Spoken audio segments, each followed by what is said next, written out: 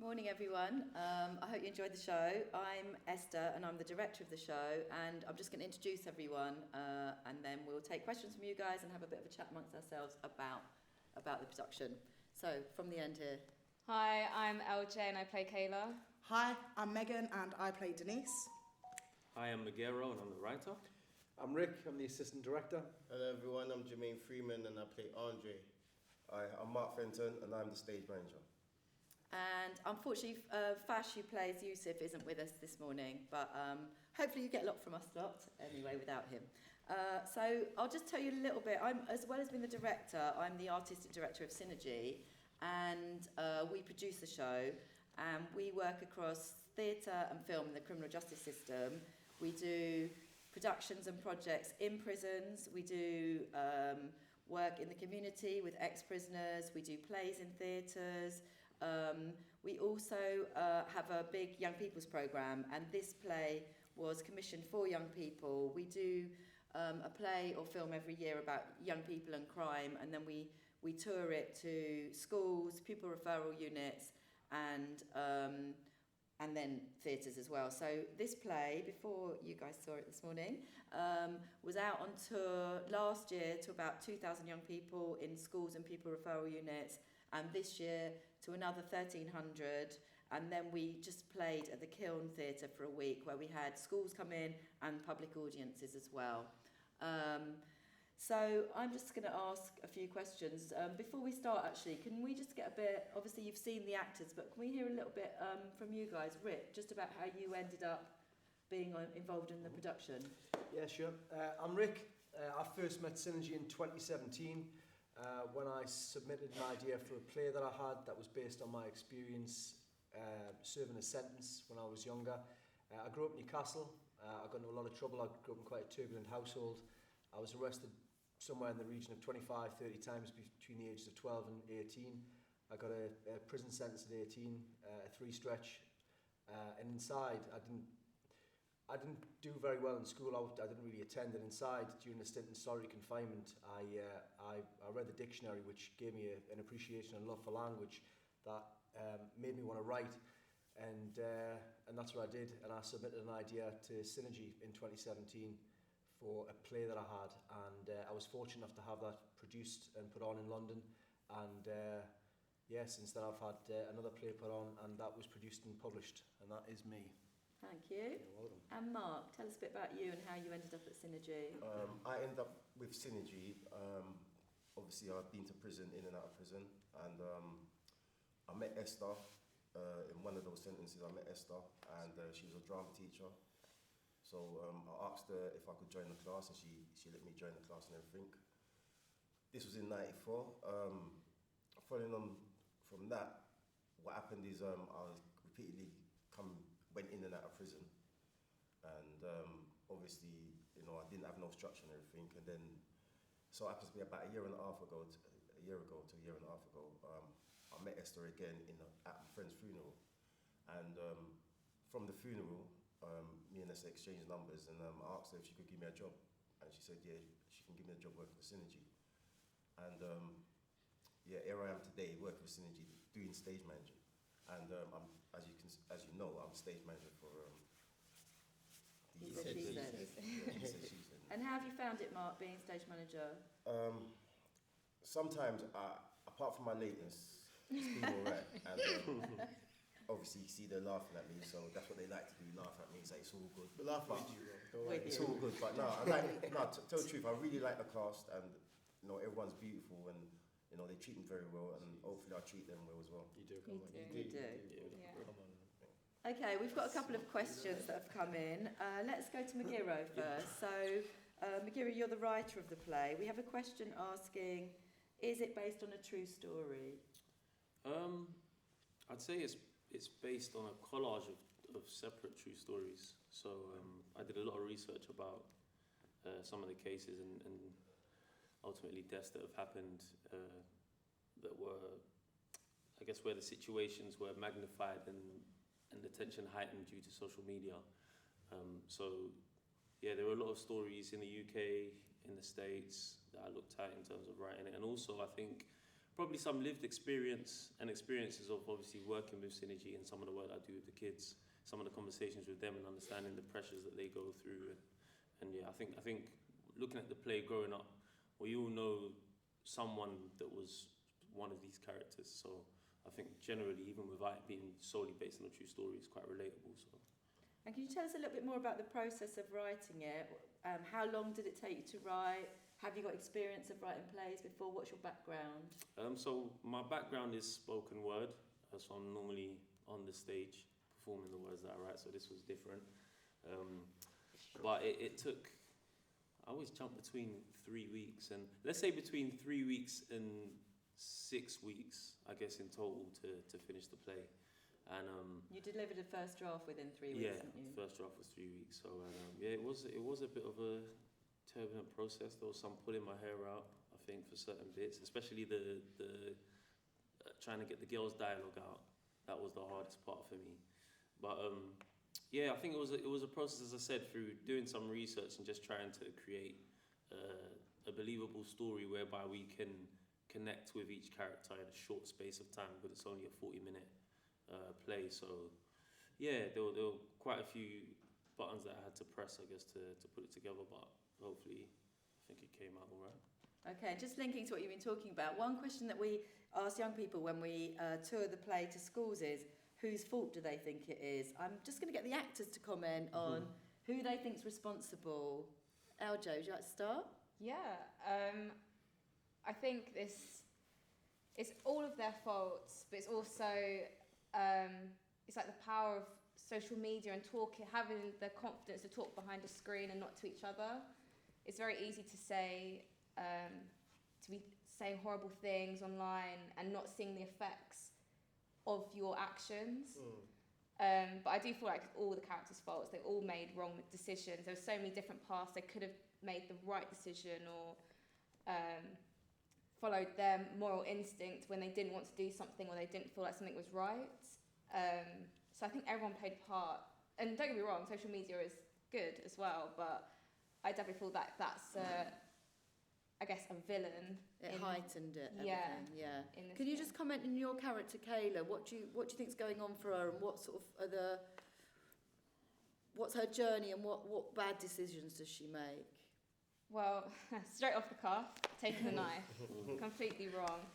She didn't want to. She had like a gut instinct of not wanting to take it, but she felt that because her boyfriend, this means he's going to like me more. So let me do this because then for him, he'll like me and then it will all be good. But it's definitely a thing of like you can't make decisions off what you think other people want you to do.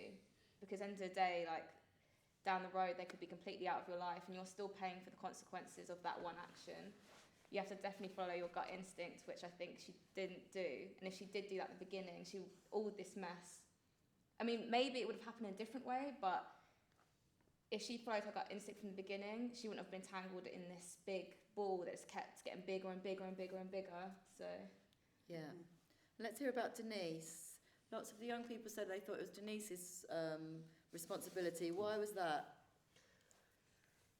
I know you're going to defend her. Yeah, of course I am, because really and truly, I want to say all she did, but it was a big part. But she started it, innit? She planted the seed of, if you want to make this person jealous, then do this. Do you get what I'm saying? If you want to be seen, then do it in a malicious way, you know? And the manipulation was absolutely horrible. And I'm really happy that I'm not like that as a person in real life. But why do you think Denise does what she does? Definitely because she feels unseen. She's jealous. And because of hers and Kayla's friendship, Kayla is always on a different pedestal, and I think even Denise puts Kayla on a higher pedestal than her. So everybody else also has Kayla on a higher pedestal, and Denise just feels left out and alone. You know what I'm saying? And ignored. Yusuf ignores her. Kayla ignores her. Do you get what I like? There's just so much, and I feel like she just wanted to have a say Yeah. And it's really sad on both of their parts, because in some ways they have a good friendship and they genuinely do enjoy being around each other. Yeah. But it's also toxic and scary. We get a lot about the truth of the characters from the monologues. Denise has a wonderful monologue. You all have wonderful monologues. Yep. Jermaine, can we just hear a little bit about Andre? Obviously, he's the one with the knife in the beginning, but Right. we learn a lot about him from his final monologue. Yes. Could you just talk about that a little bit and how you do it so brilliantly? How did it connect for you? As some lived experience. I mean, like, as I was saying during the tour, it could have been me 10 years ago, Andre, you know, growing up in care, growing up in Harlesden, not having real role models, male role models to follow. So that's why it kind of hit home for me, especially knowing that my foster mum was my nan, my actual blood nan. So it was really hitting home for me. But I just think Andre just didn't know how to show love. I didn't know how to talk and communicate. I mean, the first person to break his heart was his mum, you know? So from the start, he didn't even know how to show love. That's why he couldn't communicate that with Kayla. So that's why it's just from, you know, what do they call it? Generational curses. Yeah, feel like it's he coming was down the generations. Coming down the generations, and he didn't know how to break that until he passed, you know? When it was too late. So you touched on something there. The play's he doesn't know how to communicate, and it feels that the play is a lot about communication. Yeah. Magira, would you like to comment on that, about what you think the play is saying about communication and whether social media actually helps communication or stops it? Yeah, I think in terms of communication, I think we've all got a responsibility on social media. Of course, it's our platform and we can use it however we wish. However, we have to recognise that the smallest things could have consequences. And I think some of even the indirect communication of the comments on the video once it gets posted has such a massive effect and magnifies the situation massively. It would have been interesting to see, had there been no comments and had it not got traction, would there have been a reaction?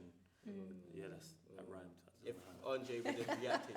Yeah, would he have reacted from it? So, and I think obviously, and then when you look directly, none of the characters were genuinely honest, not only with themselves, but with their friends and with those that they're surrounded. They literally lied to themselves first, and then lied to the people around them. If they all could have just communicated better and just, you know, expressed how each and every one of them felt, because I guess the interesting thing about Andre's monologue is that he recognised that he needed help. You know, he recognised that he had issues. He recognised that it's not Kayla, it's me. I have my own issues, but he couldn't communicate that. And that's the same with Denise. They were there, just the two of them on TikTok, and they could have communicated with each other. And Denise could have said, you know what, when you say that, other than having a monologue and saying it to us, she could have actually just said everything she said to Kayla, and that makes me feel like this. So, yeah.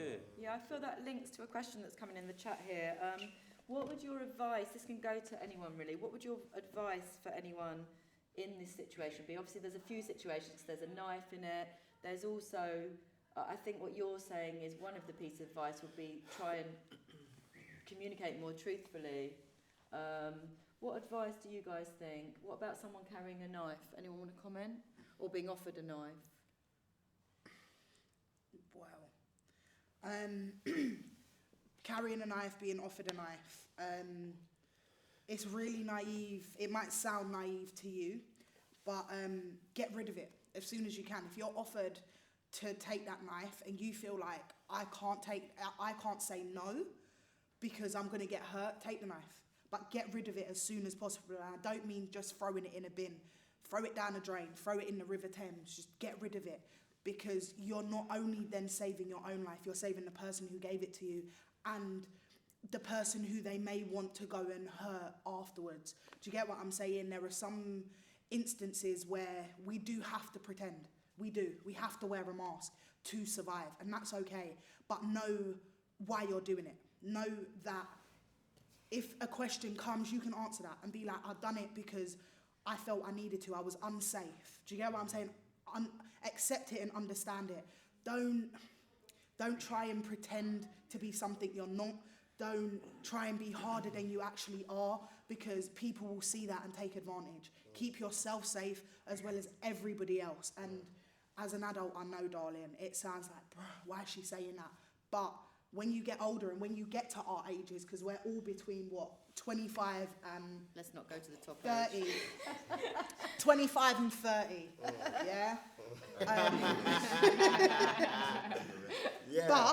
But 25 and 30, we've lived through teenagehood. We've lived through being asked to hold something, and it's not always a weapon. Sometimes it's drugs. Sometimes it's look after this thing for me or whatever. And it is again about your moral compass. It is about whether or not you are willing to do that and hold that and deal with the repercussions. Like LJ said, they're going to go about their life, whether they're out there changing their life, whether they've gone to prison, whether they've ended up hurt and passed away. They've done what they wanted to do. You are still with the repercussion of that decision that you made. Consequentially, just think and be aware. Yeah, and I think communication, talking to someone, you know, there are adults that you can talk to as well who can help. Because Most sometimes definitely. people get in really difficult situations, but there are people that can help. I just wonder if any of you guys can comment on the social media thing. And like, if someone, for instance, something's online about them. Social media is not real, you know. Sorry. Yeah. It's not like as in, you know what I mean, isn't it? Real One life, more, you know what I mean. It's the Matrix. I've got Thank- something I'd like to say as well. Yeah, see. Yeah, really. I practice a principle that I heard a while ago, and it's other people's opinions of me are none of my business. And that works both ways. My opinion is nobody else's business.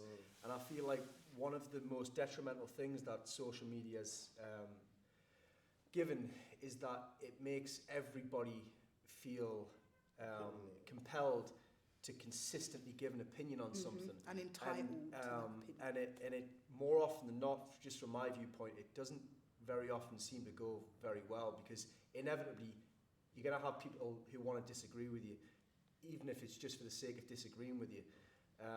And I do have social media. I actually don't keep any of the apps on my phone because, truthfully, I'm too busy working on my goals to have to worry about what a picture that I've posted or an opinion that I want to submit to the world.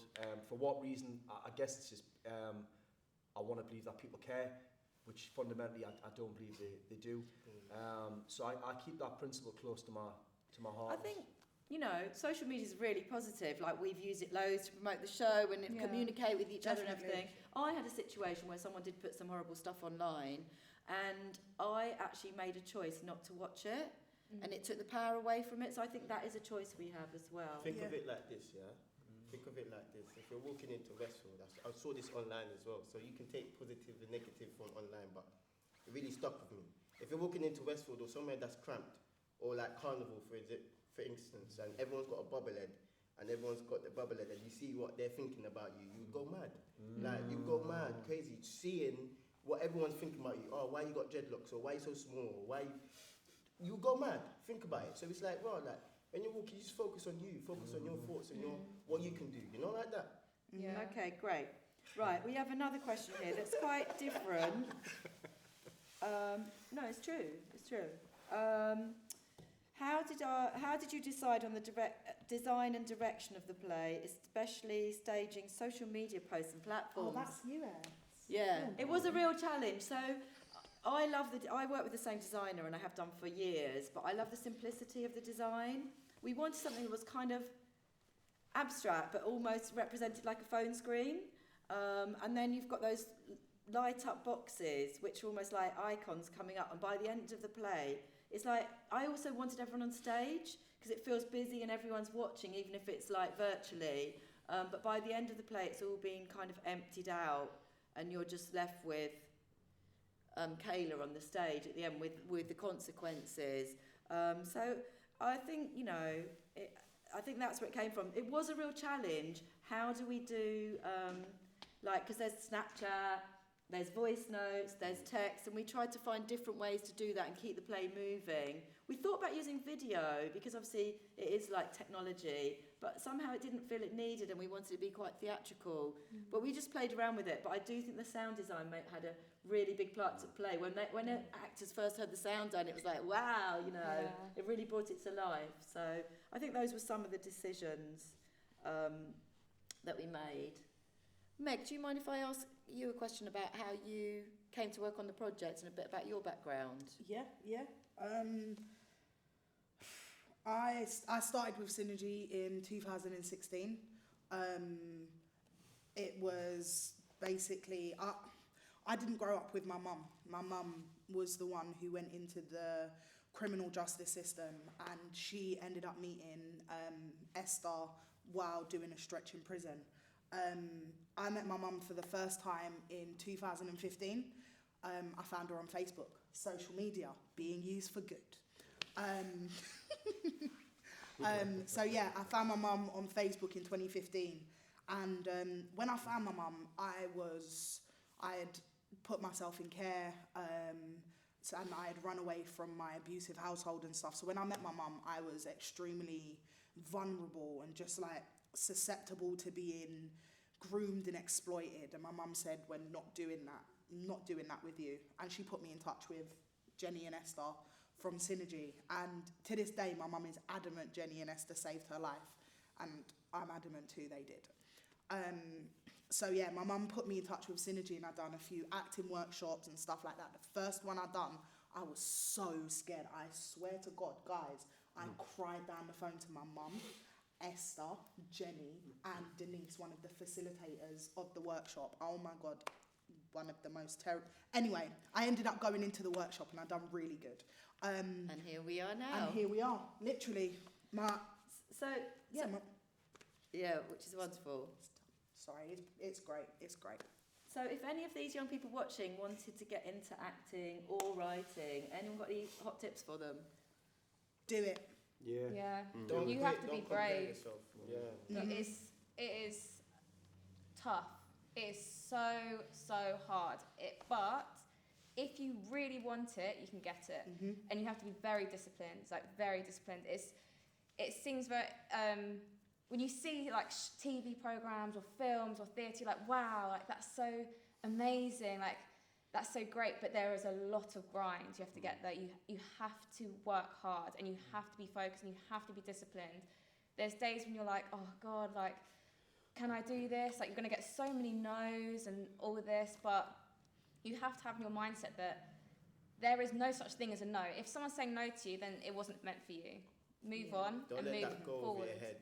Like, Exactly. really, you have to work hard and know what you want, because there's going to be a lot of people who are like, yeah, I want that too, and then they're going to be like, and they're going to drop out, and then that's one less person you have to worry about, so keep moving forward. Literally. That's all it And is. I think wherever, people are watching from around the country, there will be local drama projects, local theatres that have young theatre companies. There'll be playwriting courses, but we can always advise. So if you go on our website, you can get in touch with us, or your teachers can, and we can sort of point you in the right direction. Definitely. Yeah. I think we need to finish in the set, but does anyone from the company want to just comment on any final message? Yeah. One final message, and that's to go into the previous question. Believe that you are worthy enough to continue your craft. If you start it, believe that you are worthy enough to continue it. It doesn't have to be so people Whatever see it is. you. Whatever it is, Yeah. like whatever it is, whether it's computers, arts, sport, whatever it is, believe that you are worthy enough to be there. Do you get what I'm saying? In that room, with that script, with that football, or whatever, because you are. You are. There is no one in the world that it should be able to or deserves to tell you that you are less than anything. Do you get what I'm saying? Just believe it. And you guys are kids, you guys are babies, so you have so much innocence inside of you. No one deserves to take that away from you. Go ahead and just try it. And if you don't like it and you want to give it up, that's fine. But you will find something that you love. Don't focus on what you need to do right now to be this or that or be rich or whatever. Just live Follow your life, heart, follow your literally. passion. And Yeah, become and so also good try they it. can't Hang on. ignore you. And try everything, Try LJ everything. said. Over to Rick.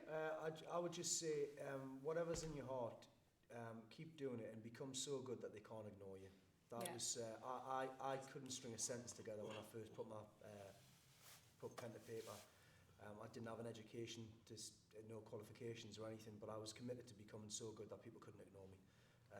And I'm starting to get there, so I would say stick with it. Magira, anything you'd like to say? Yeah, I guess on a similar on a similar ilk. There's a line that I had in one of my poems that is, courage is not the absence of fear, it's the action despite the presence of fear. And I think sometimes we can be our worst enemies because the doubts that we have within there can always prevent you from doing something, as you said, because you might feel like you're not worthy. Or you're comparing. Exactly. As you said, this was my first play, you know. I took the opportunity to do it. At the times when I was writing it, there were times when my brain was saying, oh, you're terrible, that's terrible, take that line out, that's not good. And some of them were terrible and some of them did come out, but ultimately, despite that being said, I had the belief and I had the courage to continue, even though I was afraid. Like I haven't told any of this, but I was so nerve-wracked, like I was so scared that it was going to be in the kiln and people were going to see it, and there was still that little bit of doubt, almost, okay, is it going to be good, is it going to be well received? But then I realised I like it. Like when I saw it, I shed tears like when it was performed. So, do you know what I mean? So yeah, I'd say just continue. I did say something along the lines of that, you know, one time, but obviously I didn't word it properly. Something like comparison is the cousin of joy or something like that. Everyone looked at me like I was crazy, but that's what that means, isn't it? Like, don't compare. If you're comparing, you wouldn't have time to just enjoy. You know what I'm saying? Okay, I think that's all we've got time for, but thank you so much for joining us. And if you want to come and see our work, we have a website which will be we'll put up at the end of this, and we're on socials as well if you want to follow us. But thanks very much. I hope you really enjoyed the show.